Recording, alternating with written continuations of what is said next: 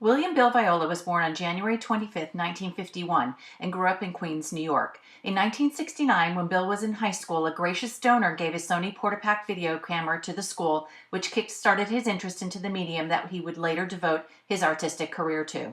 Bill is now often referred to as the Rembrandt of video art. His piece called The Crossing is a video art piece projected on a large-scale screen and on a continuous loop. It shows a man slowly walking to the camera and is lit from above, illuminating his body, giving him an ethereal glow against the darkness of the background. As he comes to a stop in the foreground, water starts dripping onto his head, which slowly becomes a raging waterfall, engulfing his body completely. Then as the water starts to recede, we see that the man is no longer there and the video fades to black. This same process similarly occurs on the other side of the screen that the video is projected on, but instead of water engulfing the man, fire overtakes him. Viola's use of slow motion forces the viewer to concentrate longer and become aware of detail, movement, and change, which also entices a meditative and contemplative response. As he was a devoted practitioner of Zen Buddhist meditation, he thought that after 50 minutes of quiet stillness in a room of solitary individuals, time opens up in an unbelievable way. This is a description that could just as easily reflect a museum goer's experience of his installations. His work was largely influenced by religions and cultures such as Buddhism. Throughout this religion, fire and water often symbolized change, redemption, transformation, and renewal, which were themes Viola loved to incorporate into his videos, just like this one.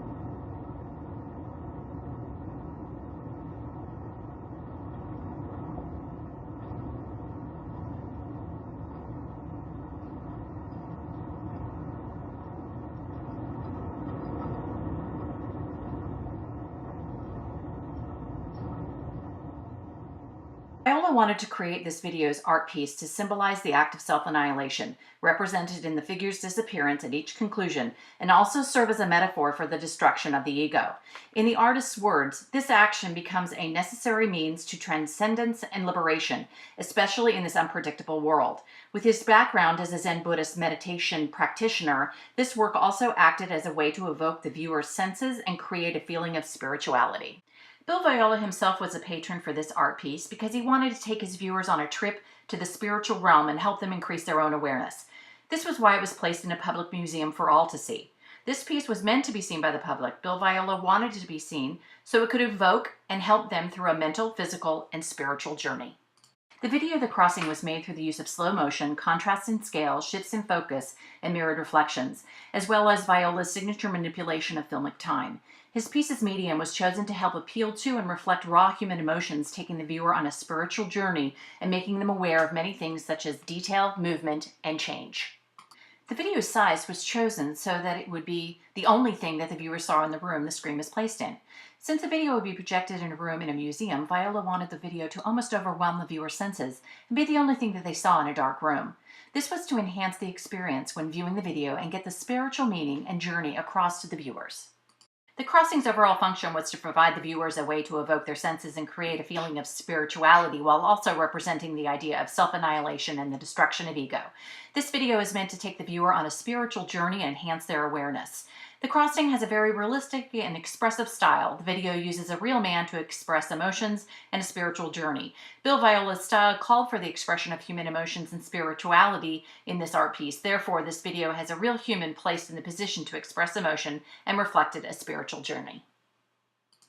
Bill Viola used dramatic colors to emphasize the process of the spiritual journey with the bright red fire and the cool blue water. He also used dramatic lighting to highlight the man and his journey throughout the video. The man is spotlighted as he moves towards the camera and he is highlighted against the contrasting black background. The video has a very balanced theme as both sides have the same movements until it gets to the elements. That is where the video seems to divide and create a nice contrast between the red fire and the blue water. Some of his other art pieces include Martyrs and Tristan's Ascension, which both include water. Martyrs, however, not only includes water, but also fire, earth, and air. These pieces show more of Bill Viola's signature style in which he puts forth many human emotions in the sense of spirituality and spiritual journey. The sense of feelings, emotions, and spirituality can clearly be seen from his other works, as well as the art piece we are discussing, The Crossing. The next work that will be discussed is Jowo Rinpoche. It is a larger-than-life statue depicting Buddha Shakyamuni. It is placed in the Yonghang Temple in Lhasa, Tibet, around 641 BCE, and was made during the Yarlung dynasty, using gilt metals with semi-precious stones, pearls, and paint, and various offerings. The artist of the statue is unknown. Buddha Shakyamuni is depicted seated with his legs in the lotus position or Padmasana. His left hand is then in the hand gesture of meditation and his right hand in the gesture of calling the earth to witness. These positions in the statue itself are meant to signify the moment of the Buddha's enlightenment. It is also believed to be the most sacred and important Buddha image in Tibet because it is believed to be carved by the celestial architect Vishwakarma in India during the lifetime of the Buddha Shakyamuni, which is from the 6th to 5th century BCE. The Jowo Rinpoche's function is to act as a religious icon and is used to place blessings on the people who are lucky enough to view it in their lifetime. Its overall purpose was to act as the Buddha's proxy after his parinirvana or departure from the world. This way, even after the Buddha's departure from this world, he could instill blessings on people and provide them with comfort and hope that their situation would get better. It is one of the most important religious icons in Tibet. Rinpoche, there is no cited patron, but the statue was created to act as the Buddha's proxy after his parinirvana or departure from the world. Jowo Rinpoche was made so that people could get blessings from the Buddha even after his departure. Until this day, its people still act as though it is real-life Buddha. In a sense, devotion transforms the statue from an ordinary object into a real Buddha. The statue of Jowo Rinpoche is now currently placed in the Yonghang Temple in Lhasa, Tibet. This makes it accessible to the public and all those to get a chance to travel to it and admire its beauty. This statue was placed in a public place because it was created for the people to come and worship, as well as to ask for blessings or give offerings to the most important and sacred religious icon to the Tibetans and all those who follow Buddhism. Jowo Rinpoche is made out of gilt metals with semi-precious stones, pearls, paint, and various offerings. They were used to give the statue a powerful and grand look meant to entice feelings such as amazement and blessedness. The materials also made the viewers realize the power and authority held by the statue, as it is laced with expensive jewels and pearls that were not commonly found. The scale for Jowo Rinpoche has a larger-than-life feel. The statue is meant to be larger than a normal man to signify the power, authority, and importance of the man it is depicting. However, it was made not too large so that people could get a good look at the Buddha, as well as it fitting inside the Zhongheng temple. This statue is larger than any normal man, but not too large as to make it feel like an unworldly being. The statue's most important and significant purpose was to provide a place where Buddha worshippers could go for guidance and blessings as well as comfort from their founder. This way, he could still be present in his worshippers' lives after he had departed from this world. Without adornment, the statue's style is very traditional of its time when depicting Buddha Shakyamuni. The proportions of the statues are all enlarged to make the figure larger than life. As well, he is not depicted in a very realistic human fashion. The statue is shown wearing a thin monk's robe which drapes over his body. This tells us he is a religious man associated with the monks. When adorned, the statue is almost completely enveloped in gold while the figure's head stands out with its electric blue hair. This contrast creates a unique look for the figure. As the light bounces off the statue, the effect creates an almost sacred feeling. Then the round shapes and lines of the statue create a natural and seamless look when someone is observing it.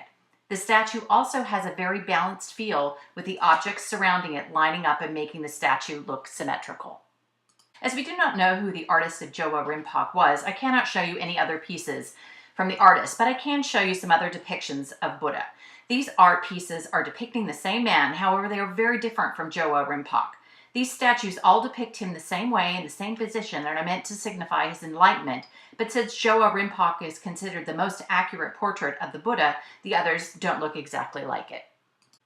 The connection between these two art pieces can be seen from the religion that they take influence from or are related to. Bill Viola's The Crossing has aspects that relate to the Buddhist religion, as he was a devoted Zen Buddhist practitioner.